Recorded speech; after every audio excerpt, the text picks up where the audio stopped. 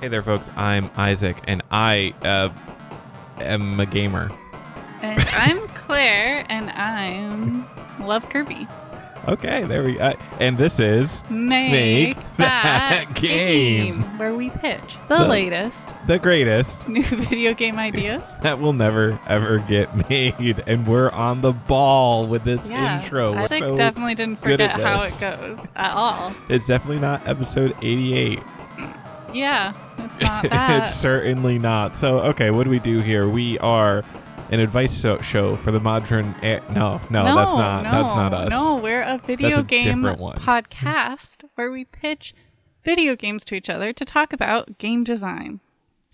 Okay. Well, I'm throwing all my notes out. Okay. Just imagine there's the sound effect of scattered paper, some tearing sounds, and then you hear the click, click, click of a lighter, and then a soft blaze. This imaginary. That's the ASMR segment for everybody. We're soundscaping. I'm yeah. describing the soundscape, and then Claire's actually providing the soundscape. Yeah. But do you know what I really want you to provide right now, Claire? What? A game idea. Do you have one? I do have one. Oh, yes. Good. Wow. It is a city builder. Well, hold on. Are you even allowed to do that? I mean, I think Wow. we're allowed to do whatever we want. That's true. Yeah, so it's based on a book I'm reading. I forget Semiosis. I always want to say symbiosis, but that's not right. No. So I don't know. This might be like minor spoilers for the book. So just keep that in mind. Spoiler warning. Spoiler warning. But basically, the conceit of the book, this is not a spoiler, is that humans are colonizing another planet. That's Okay. so I was like, well, that's the cool thing though is the book is written from like each generation. So each chapter is about a new generation, and you kind of get to see like what the choices of the previous generation, like how that impacted the next generation, but you don't get like the full in between. Okay. Yeah. So I was like, here's a game idea. So it's generational based, and it is a space colonizing game. So you land on a planet, but you only have each level is like, I think bound by like amount of actions you can do. So like you have a limited number of turns. Right. Yeah. And then it jumps to the next generation, and the things that you have decided in the previous generation will impact how the next generation goes. Okay. And obviously the goal would be to live as many generations as possible. So like it's possible maybe the first generation you make some like really tragic mistakes, so the second one all the babies are like ill, and then the third one everyone's dead. You know, like there's like you could do that, or you could just go on and on and on and on and have like a sprawling healthy community. And obviously the like flora and fauna of the planet will influence kind of what choices you can make, and they'll have a lot of impact on how you succeed or fail. Right. So like generation 1, there might be like a copse of like carnivorous trees, and you can like burn them out, let them live or whatever. And then generation 2, it's like, oh, this copse of carnivorous trees has spread into our village, or like eaten all of the natural fauna, and now we have less food, or like that kind of situation going on. Yeah. And obviously a game like this really encourages replayability. So not only because it's a roguelite. Well, I don't know I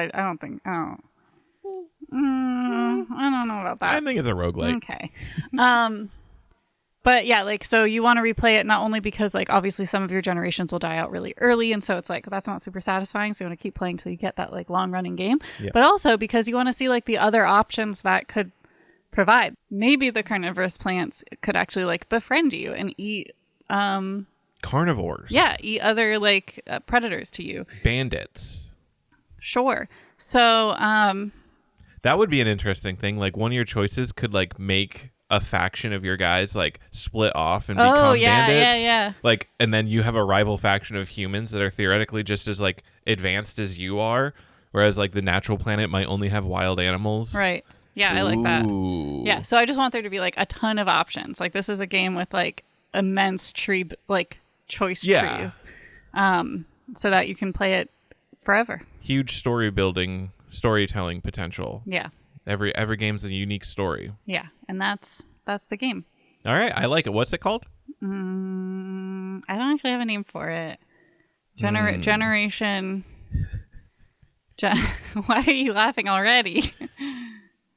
Because I like it. It can be generation. I would say alpha if that wasn't already a No, thing. that is a thing. You can't just steal the generation's Generation space. name. Okay, that's kind of catchy. Yeah. Generation space. Okay, all right. I like it. Well, good, because that's the game I have. I like all city builders. Yeah, I figured At you'd the like end of this the day, one. so- I thought you might like this one. You went right for a gut punch there. Well, is it a gut punch or is it like a gut hug?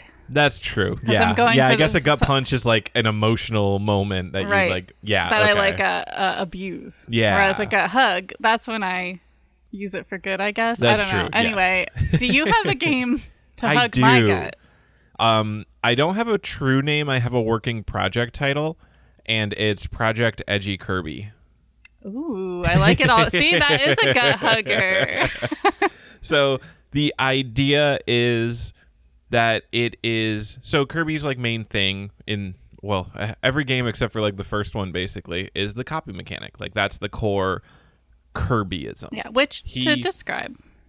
Yes, he absorbs enemies, and certain enemies give certain powers. Not all enemies give powers, but a lot of enemies do. And then Kirby can then use those powers throughout the level until he gives it up or Or it loses gets- them from damage. Yeah. Can I interject with a short anecdote? Yes. Well, first, a good example is like, okay, so like an enemy spitting fire, Kirby inhales enemy. Now Kirby can spit fire. Yes. That's a pretty basic example. I was playing Kirby Dreamland 2, like the old game, and I did not realize I had copy abilities until like two full like chunks of game in. Like I just didn't know. I don't know. I can't really tell you how I didn't know, but it took me a really long time to figure out like, oh, no, it is copy abilities this time. Yeah, that's just a fun little anecdote. Imagine having played Kirby's Dream Land 1, not having copy abilities, and then playing Kirby's Dream Land 2, and they introduced copy abilities and apparently don't tutorialize well enough that this is a thing. I mean, Or maybe you just skipped past it. That is No, within your so- character. they did. I think they tried to, but because so in Kirby Dream Land 2, they also have these friends that help you out. So like an owl will fly you around, a fish you can swim around with, whatever. I think they were showing it at the same time, and that's why I didn't get it. Oh, you were like, oh, friends have powers. Yeah, I thought the owl was giving me powers, but that's not actually. I had inhaled them from someone else, and I think that's why that was the confusion. Although this is why I wish I was like a beta tester for games, because I feel like I would just throw everyone Yeah. off. They'd be like, "What? How did they miss that?" So yeah, Edgy Kirby is the same concept. It's a platformer. You go through levels, and there are enemies that they have abilities, and then you can copy them. The difference is that it's edgy. It's a little meaner. It's not a pink puffball. It's grimdark, not really grimdark, but so like you absorb the power, and you can only keep that power for as long. I'm trying to think of how to word this. Basically, the enemies that you like absorb stay alive, and then they basically, as long as they're alive, you can use their power. Oh, so they're like living in your tummy. They're like living in your tummy, or I'm not sure if it's exactly like literally Kirby, like you suck them up and like eat them, or if like you have like a Pokeball or something. But basically, Kirby's mechanic is you take damage, and if it's like big enough damage, like the star bounces out, and then you can reabsorb it. But in this, like the enemies that you absorb have a health pool, which acts like a shield of your actual health pool, and so. Oh, okay. If they take damage, you just lose that power. No chance of getting it back because, they've died. Yeah. They've been defeated. They've been destroyed. You can't take their power anymore. So, like, you run up to a flame guy, you get the flame power, you start shooting flames at people, and then, like, an ice guy hits you with an ice ball. It does 2 points of damage. That destroys the flame guy inside of you, and now you don't have firepower anymore. Okay. So, they act as both, like, an extra health pool. Yeah. And your actual powers. Okay. So you basically what this means is like compared to its inspiration, Kirby, you lose your powers a lot more often, and you have to be a kind of more judicious about. Clearly, you're not playing using Kirby them. the way I play Kirby because I lose my powers all the time. Yeah, like I'm sitting here like, I don't know, that sounds kind of like Kirby. Yeah, okay, but with permanent power I guess is the main difference for you. I guess. But okay, but like, so I'm playing Kirby. I inhale fire. I get hit with a big something. I lose fire. Is that different? Yes, Okay. you can get fire again in Kirby. In this, you wouldn't be able to get fire again. Like ever again? No, Okay. until you find a new fire guy to like so absorb. just like Kirby then. Yes. Okay. Every time the star comes out, like you lose it more often than not. I would say yeah. Really? Yeah, because I'm like busy. Okay. I'm not chasing a star when obviously there's lots of enemies around me because otherwise I wouldn't have lost it in the first place. Okay. Usually. All right. We have very different Kirby experiences. When I get hit and I lose my copy ability, I then switch to no copy ability style, where I'm absorbing large objects and spitting them at the enemy. That is honestly sometimes more powerful. So if I lose a copy ability, I take that to mean I did not deserve it in the first place. It's the Spider-Man quote, Tony Stark. If you can't do it with the suit, then you never deserve the suit in the first place, or something like that. I forget the exact quote. Yeah, Marvel fanboys, email us. Well, yeah, and I mean, real talk time, Kirby strategy. I like. I do think some copy abilities will get in your way of certain battle styles depending on the enemy you're fighting. So like that's also why I might just let it go because I'm like this isn't working. Yes. Yeah. So anyway, that makes sense. We talked a lot about Kirby, but yeah, that was my game idea. Edgy Kirby. It's basically just what if we made Kirby not baby easy? Kirby is hard.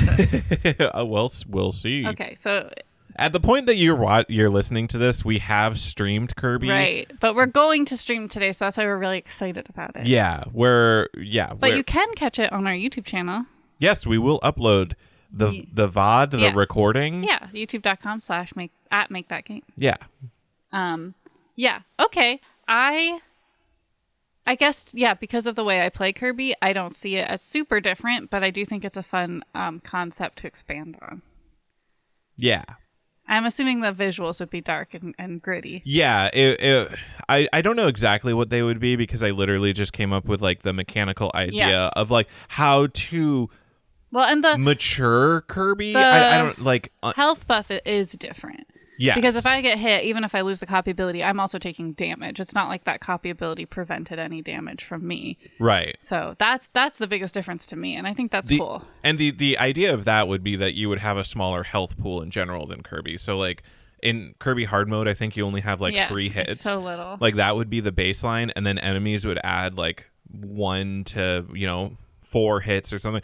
It would depend a lot on like what the power of the ability is deemed. Like a really weak guy might only be able to take 1 hit. So like the most common enemies, you might get a very small buffer and like you'd be losing their power often unless you used it super wisely. And then there might be more powerful enemies that give you a way bigger buffer. Yeah. And another thing that you could do with this mechanic is you could make enemies that are more resistant to being absorbed. So like you can absorb them at their full health pool. So yeah, kind of like Pokemon. Yeah, you have to like battle them a little bit, and then you have to like figure out at what point can I like absorb this guy. Well, would battling them also like limit their ability to protect you? Like if they come in at less health, would you then? Yeah. Okay. Yeah, like if it's like let's just use as an example like a 4 damage enemy, and you do 3 damage to it, you only get it with 1 damage left. You only absorb it at 1 damage. So, oops. Your next hit, you're losing that ability no matter how powerful it is. I think that's actually pretty cool. Yeah. And you can play with that. Like you might have a really strong enemy, and you could make it so like boss enemies in Kirby, you defeat a boss enemy and then you get the power. But in this, like you might need to get the boss enemy down from like 10 damage to 2 damage. Whereas if you were just able to like absorb a stronger enemy right off the bat and you got like a 10 health buffer, that would be really powerful, especially if they had a super powerful ability like a massive sword or something. There definitely should be a way to do that, and then speedrunners will abuse it. And actually, and then that's how they'll like just like crush levels. Yes, I actually like that idea. I like I like implementing specific tricks for speedrunners. Yeah, exactly. And so to make it so like most like even boss enemies have some way of like quick absorbing them earlier than you're supposed to. Yeah. Like even if that's something like, oh, you can set it up at like the halfway through the level. If you press a certain button, it'll like start the final boss battle of the level in such a way that you can absorb the guy. Yeah. Little secrets like that. It's fun for everyone. It is fun for everyone. Okay, so yes, that is Edgy Kirby. Yeah. And yeah, now we move on to today's segment. So we usually have like a rotating bit. We either do like honks and bonks, or we do like a discussion, or like we ask a question. Yeah. I am going to ask Claire a question. Oh, I'm going to put her on the spot. Usually I get put on the spot. Yeah, I didn't know this was coming. Yeah. Oh boy. This is out of nowhere for her. And it kind of goes into something that we briefly mentioned earlier in this podcast, but we have talked about it on the podcast before. Specifically, tutorializing. We've talked about tutorializing in general, but I have a more specific question in regards to it. When we did the Rogathon stream, there was a certain game, Tales of Maj'Eyal. Lots of text appeared on screen. You hated it. Yeah. My question to you is, how do you feel about games, and you might not have ever actually played any like this, but like games that effectively have a built-in wiki, like as you like discover things, it might give you a brief pop-up, it might give you an extensive pop-up, but you can in the game go to like a pause menu and you can access all of the knowledge that they gave before in like pretty deep detail. Is that kind of thing, is that good in your like how do you feel about that concept? Have you ever played games with that concept? I'm trying to think of like I feel like I have. I think Subnautica did this, but I'm not sure if you ever engaged in that aspect of it. Honestly, look, for me, folks, it all goes back to The Sims. The Sims kind of has this. Okay. With objects, like some objects, especially rarer ones, will have like really intense descriptions, I guess. Okay. And you can like go through the catalog and look at them. And there's like stories of families. You can like look at family albums and like read the lore about them. Okay. That's not exactly what you're talking about though. And that's like the only thing. So here's the thing. You kind of said it all when you mentioned Subnautica. Like if it had it, I didn't use it. I think it's like, it's not something I'm going to seek out on my own. I'm more likely to go to actual Wikipedia to look up something about a game. Here's I think the interesting point of the discussion then. Would you not seek it out? Like, let's say you're playing a game, you're aware that it has this feature, and you're stuck. You can't figure out something. Do you use the in-game knowledge base, or do you go online and Google how to do X? I think I would use the knowledge base first. Okay. It's like going to Elryra first, right? Okay. Like that's kind of what it is. But I would have a very little patience for it if it took me longer than like 1 minute to figure out what I needed. I would be like, that's it. I'm going to the forums. Okay. So even if it gave super in-depth, detailed information about exactly how mechanics work, like, okay. Here's an example. You're playing a game. Yeah. You're playing Tales of Maj'Eyal or something. Sure. They have a pop-up. Let's say the pop-up just says, right-click to attack enemies. Damage dealt will be based on your attack power and their okay, you're already out. I saw click to enemies. I saw some damage calculation gone. Brain out. Brain out of here. Okay. And then you would never go to like the wiki page, which would have information about like the exact, let's say the exact equation for like attack minus resistance. No, I would plus never care about chance. That. Okay. No. When I'm trying, like I definitely learn video games better by doing, which is funny because I also don't like test. You things don't too do. often. You don't do. I do sometimes. You only do what you're explicitly told to. No, not always. But I guess like. For damage stuff like that, I just kind of am like, oh, like if I do it with this one, it does more damage. If I do it with this, it does less damage.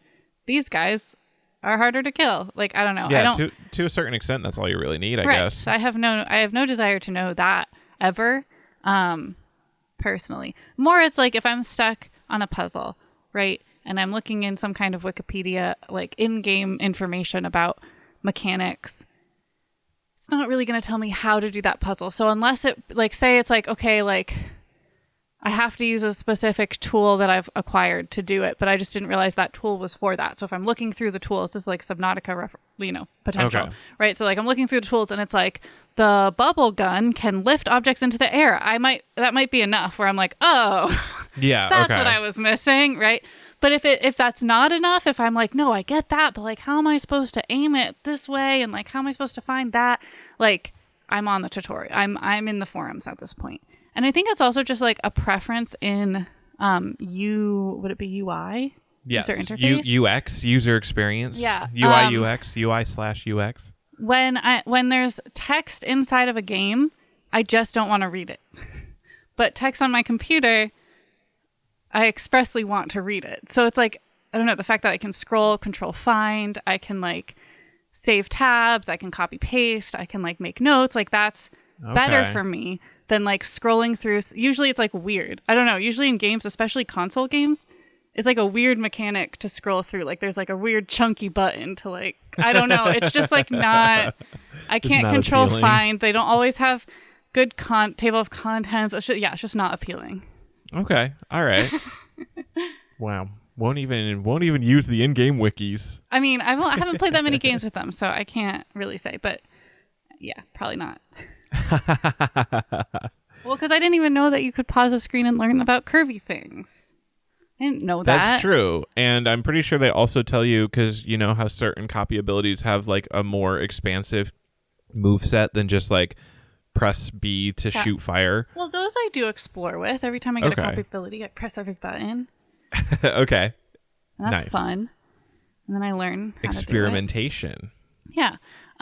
In Kirby, so when you get, there's like gashapon you can get, and you get little figures, and then it'll have like lore about the figures, and I'll read that. Okay. Nice. Do you read, like, okay, you read Coffee Talk, right? Oh, yeah. Okay. You have to. And the tarot witch game you read? Like, okay. Because it's dialogue. Okay, so dialogue is different from... Yeah. What if a character in the game said red weapons deal more damage to blue enemies? Yeah, I would read that. Okay. But if a pop-up showed up... Absolutely not. ...and said red weapons deal more damage to blue enemies... Thumbs down. I'm out of here. Okay. We're game designers. This is a potential user that you have to design for. Think about that. Only wants to read dialogue text, nothing else. All of your text needs to be diegetic. Yeah. You cannot break the fourth it's part wall. of the story.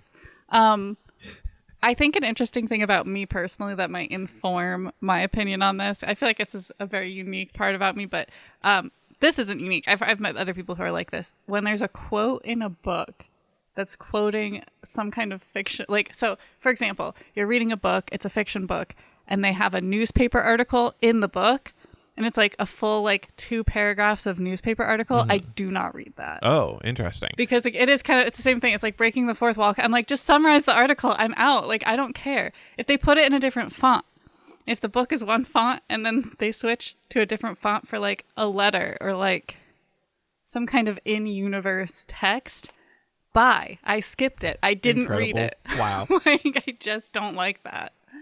All right. My final question. Video games used to be bought and sold physically. Yeah. And they often would have little instruction manuals with them. Mm-hmm. Would you have read? No, you would not have read the instruction manuals. I know this because I did buy games for real. I bought the Sims expansion packs all the time. Okay. Never once did I read it. Okay. Never once. Not even when I bought The Sims for the first time. My first playthrough. Because I had already played it at a friend's house and I was like, I know enough. Okay. And I was also on the forums for Sims. I was like Googling Sim stuff all the time. Okay. Well, it wasn't Google back then, I don't think. Maybe it was. I don't know. Alta Vista. Yeah. Okay. So, all right. Man, I would like to have seen you in 1995 or whatever playing Link's Awakening with only the in-game diegetic dialogue information. No, I wouldn't have made it because I was so stuck. I mean, I was so stuck in that game before you like helped me. Because if it was before internet, I would have. Maybe I would have posted at the library or something like, please help me play this game. Yes.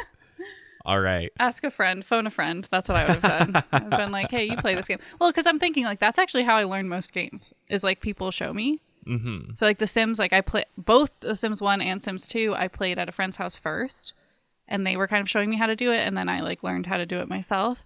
And now that I'm thinking about it, like almost every game I've been introduced to, I've like done it with somebody before I play it by myself. Maybe that's why Sims 4 is so hard, because I didn't play it at a friend's house yet. No one told you the in-depth information about hunger rates. Well, yeah, I mean, I don't know. I like Link's Awakening, I played it by myself, but like you helped me a lot to figure it out. And Lyra did most of the work. I think I'm better at playing games by myself now, but it's because I've played most genres thanks to this podcast. So like That's I have true. a good feel for how certain things work. And once you know how a genre of a game works, it's pretty easy to like figure it out as you play. Like a platformer is one thing. Like I don't know what I guess adventure, like the tarot game or Coffee Talk. Oh yeah. I would call those text-based adventures, visual novels. Yeah. So like you get that the realm. feel for like how that certain genre, the general gameplay, and then as you play through the game, you'll learn like more things. Okay. I will. Oh, here's a good one too. What's it called? Oxenfree. Okay. Is an interesting example because there are a lot of mechanics in that, and they were on-screen directions, and I did have to listen to them because otherwise I couldn't finish the game. Okay, so you begrudgingly were like, fine, Yes. I'll look at this pop-up that says press left to move left. Right, because it was like the mechanic, which is a cool mechanic of using a radio tuner to like find ghosts. Yeah. But like you can't, you just kind of have to know how, like they have to help you. Do that. So. All right, well, that's my topic. I hope that was helpful to some people because I feel like I'm just weird. Like yeah, I don't know. Honestly, like I don't know how much to like take your style to heart as like we talked about this and I said I was going to do it. I did this instead. The player profile, like which we will do eventually. Like I honestly don't know because I am so far outside of like that player profile. I don't relate to it. We're very different. But we're very different. We're also very different in how we interpret like information for anything. Like think about Warhammer. I can't read the rules. We literally had to write new rules in Claire speak because I cannot read those books. That's true. It's like very similar to me. Yeah.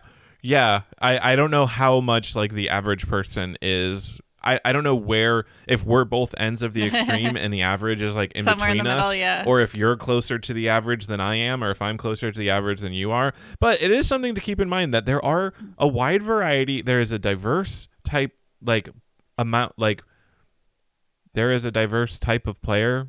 That sentence doesn't. Yeah, there's many different types of players. Okay, there we go. There's many different types of players, and like you do want to kind of figure out whether your game, whether you want to sacrifice like a certain pool of players for your game, because like Tales of Maj'Eyal, even though you did have fun with it, I don't think that would be a game that you would pick up and play on your own, because the text boxes, even though it's like probably not. Yeah, you would kind of like zone it out, and then you wouldn't figure anything out, and then you'd not look inside the in-game wiki, and then you'd probably like give up on it. Or right? I just Google it. Or just Google it. Yeah.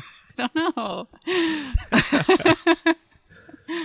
But yeah, okay. There's a Reddit for everything. There is a Reddit for everything. So I would find that and I would figure it out. Yeah. All right. Rapid fire round? Yes. All right. The rapid fire round is a segment of the podcast in which we will generate 3 random words. These words will inform what game we are designing based only on those words. We will also come up with a name for the game in only 5 minutes. Mm-hmm. We're on a timer, folks. Okay, I'm ready. Okay, I'm starting in 3, 2, 1, go. Field, gain, separate. Okay. You are a grain or rice farmer. Gain. Yeah. Okay. Yeah. All right. Yeah, yeah. All right. Because you have a field. Okay. Gain, as in like Gaining. the yield Okay. of All right. the I crop. thought you misheard like, me. That's all. No. Okay. No, where the rice and grain specifically comes in is separating the chaff. I don't know if Okay. you've ever seen this, but No. like they literally like throw the rice in the air in front of like fans, and then it blows like the seed pod shell away. So like an important part of this game is like, yes, you harvest. You plant your crops, you harvest them, and then you have the mini game of actually throwing rice or grain or whatever in front of the fan, separating the chaff, and then doing it well enough to get like high quality rice. Okay. And so it's like it's not going to be a super in-depth like you're going to play this for hours kind of game. This is going to be a kind of a learn 'em up on grain process. Okay. I don't know. It's going to be a short game. You might Yeah. play for an hour or Is two. it like a phone game maybe? Like you can pick it up like waiting for Oh, the yeah, and then you doctor? actually flick your fingers. Yeah, Okay, yeah. I could see that. I could also see it like switch where you actually have to make a tossing motion with the switch and like the accelerometer. I mean, phones Maybe, can do that yeah, I was too. gonna say maybe phones can do that. That's like more you can use that mode for like the playground, and then if you're at the doctor's, you're just doing your finger. Yeah. I like that. I like that. All right. And it's called Shafted. Okay. CHAFFTED, Shafted. And that's with 3 minutes and 6 seconds on the clock. Yay! That was a fast one. That was a fast one. That was rapid. That was rapid. All right, are we ready for our next 3 words? Yes, and I'm starting the timer now. Budget, custody, hemisphere. I know. Budget and custody, you're like, okay, well... Every time there's finance involved, it's like, no. Yeah, at first I was like, divorce court thing. Oh, yeah. And then hemisphere. I guess if you're moving to a different hemisphere, that does make the custody battle. Okay, how about you... It's like a different world, a different planet. Okay. So there's different hemispheres. All right. And you have custody over one hemisphere. And Okay. it's a city builder. And you have a budget from your space ops. And you have to it's like adopt a highway kind of. Okay. So you are like a planetary administrator, but you only get half of the planet. Yep. And then like you're competing against the person who's administrating the other half to see who can come up with like the better planet. Yeah. And then, at the end of it, like you get awarded like control of the whole planet but if you both did a better have job. the same budget. Yes. And so you have to spend wisely Okay. to create your ideal planet. I like this. I like this. So you have like a running score and like quality of life and stuff, and then you can it can even like be open to different play styles. Like the process, the people that you work for, like don't care. They like care about like raw efficiency or something. So like you can be like a cruel overlord and have a bunch of unhappy people, but as long as you're like producing, that's a valid gameplay style. You can be super nice to your people, but you still have to be like efficient. Like so you can still have open gameplay styles. Yeah, I like that. Planetary city builder. Yeah. With direct hemispheres. competition, that even opens it up to be a 2-player game. I like it. two-player There's game. not All very right. many 2-player city builders, honestly. No. So this is fun. So Hemicity. Hemicity? Hemicity. Hemicity. My Hemicity. No, because it's more than a city. It's a whole No, it's planet. a whole hemisphere. Yeah. Hemorrhage? No, I don't. Is that anything? Is that listener? Is that something? Are we focusing too much on the hema? I think so. I was gonna be like, get out of my half. Don't throw your trash in my backyard. Get out of my half of the planet. Semisphere. Is that anything? That's fun to say. I don't know if it has anything to do with the game, but it's fun to say. No. Yeah. All right, let's see. Is there any way that we can get Hemi in like control? Hemi control? Keep thinking. Hemilord? Hemilord? Well, how much time do we have left? We have a minute and 50 seconds Okay, all right. left. I'm keeping Hemilord in the back of my head because it is all right. funny. Hemi Kingdom. Okay. Hemiland. Hemiland. All right, let's play around with sphere a little bit. Okay. Let's Lord Sphere. Lord Sphere. Sphere tactic.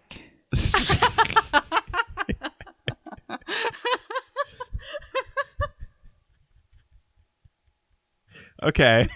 All right. Sphere tactic.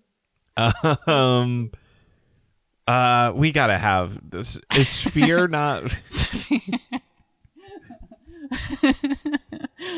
Don't fear the sphere. Don't fear the sphere. That it's got to allude to like city building in some way. Okay. Construction sphere. Okay. Well, okay. I just realized like all these are going to imply like a Dyson sphere. Oh, okay. Kind of situation. So, okay. Let's go back to Hemi. Let's Hemi.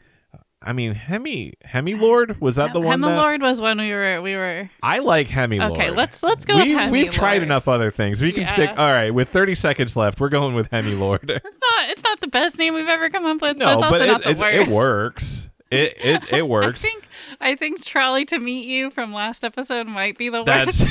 That's true. All right. But no, I mean, I'm going to sell you on Hemilord right now. Okay. All right. The cover art of the game, you go to the game store. It's 1997. Okay. All right. Yeah. I don't know why 1997. I was going to say, like, that our game takes place in the past. Like, yeah. Okay. Because that's the last time they sold games. I don't know. But you see the box art. It is a planet, right? It's a spherical planet, and it's got a bunch of red buildings on top, a lot of blue buildings on the bottom. And then it's got a shadow, like Overlord style, like red guy and a blue guy with like puppet hands over the planet. A red guy and a blue guy. Yeah, no, And now you're like, this cool. is cool. And that's cool. It sells that it's a city builder. It sells that it's competition. Yep. Yeah, that's why Hemilord works. I think. Cool. All right, are we ready for our final 3 words? I started it. Okay. Slow, occasion, control.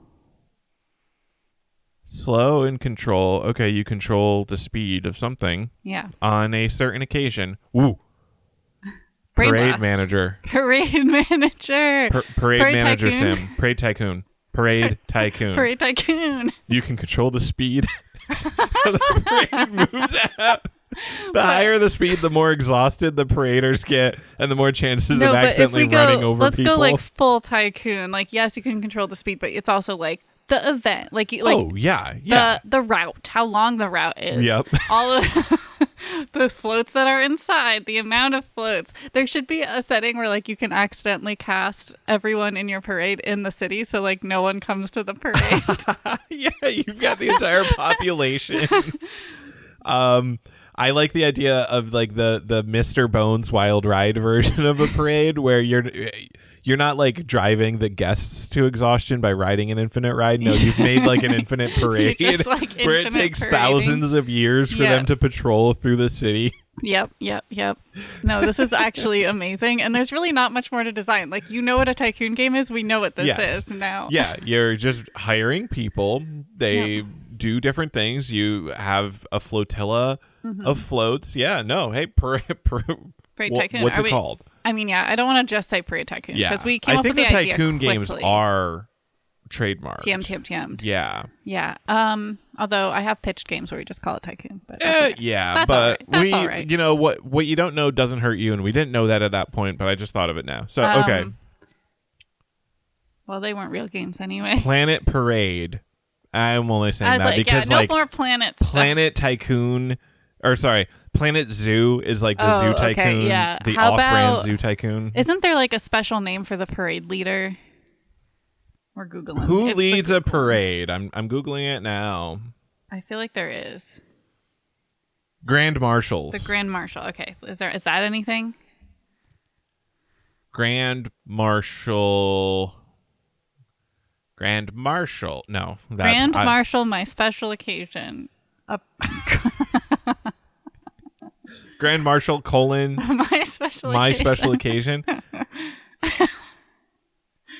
Listener, No. I don't know about you, but that sounds good. I couldn't actually tell what you were going to say. I thought you were not into Grand Marshal. What was it? My special occasion.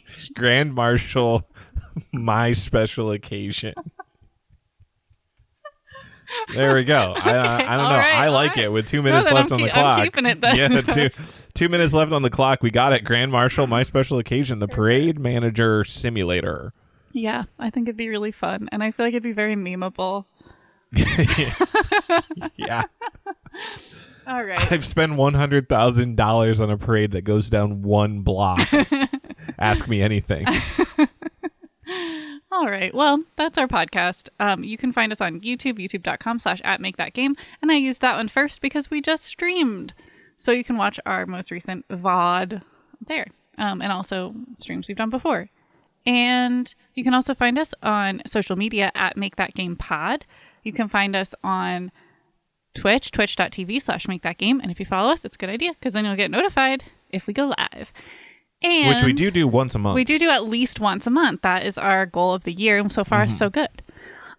We also have an email, makethatgamepodcast@gmail.com, where you can send in fun things you want us to talk about. You could send in questions or discussion topics. You can send in game ideas that you've wanted to pitch, and we'll read them on the podcast. And then, if you did hear a game today that you're like, I just can't live without... Wait, did you talk about reviewing us on Spotify or Apple Podcasts? Or any other podcatcher that you use. Yeah, if you, we would love it if you could give us a 5-star review on Spotify or Apple Podcasts or other podcast apps that let you review things, which aren't that many actually. But yeah, it helps with discoverability. It really does. It really does. Gets the word out. We appreciate it. But we also appreciate that if you heard a game today that you really liked and need to live with, we encourage you to get out there and make that game. We clinched the edge. We clinched the end. I didn't, but no, we nailed it.